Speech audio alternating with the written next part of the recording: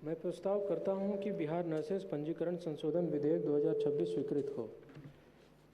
पूर्व में बिहार एवं उड़ीसा नर्सेस पंजीकरण अधिनियम 1935 के प्रावधान के अनुसार किसी अन्य राज्य से बिहार आने वाले किसी भी नर्स एवं अन्य समकक्ष स्वास्थ्यकर्मी को नया स्थानीय पंजीकरण कराना होता था तथा अपने पुराने राज्य नर्सिंग परिषद से एनओसी जमा करना होता था। इससे इन कर्मियों को बिहार में काम करने में काफ़ी दिक्कत होती थी तथा राज्य के चिकित्सीय संस्थानों को भी कठिनाई होती थी।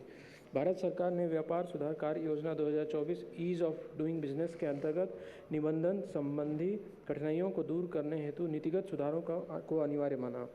इसके तहत किसी भी राज्य नर्सिंग परिषद या भारतीय उपचर्या परिषद INC में पूर्व से पंजीकृत किसी भी नर्स एवं अन्य समकक्ष कर्मी को बिहार राज्य में बिना किसी NOC या अपने पूर्वत राज्य से पूर्व सहमति के बिना प्रैक्टिस करने की अनुमति दिए जाने हेतु कार्रवाई की जानी है।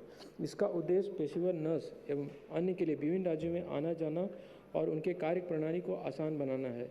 प्रस्तावित संशोधन के अनुसार स्व प्रमाणन सेल्फ सर्टिफिकेशन का अर्थ है भारतीय नर्सिंग परिषद या बिहार राज्य के अलावा किसी अन्य राज्य की नर्सिंग परिषद में पंजीकृत नर्स एवं समकक्ष कर्मी द्वारा राज्य सरकार द्वारा निर्धारित प्रारूप में स्व प्रमाणन प्रस्तुत करेंगे।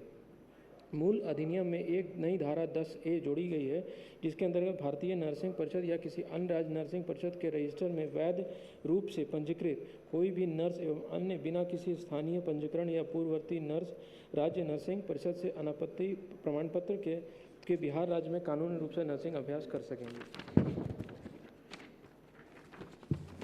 बिहार राज्य नर्सिंग परिषद स्व प्रमाणन के आधार पर राज्य में कार्यरत नर्सों एवं अन्य समकक्ष कर्मियों से संबंधित एक रजिस्टर का संकलन करेगी।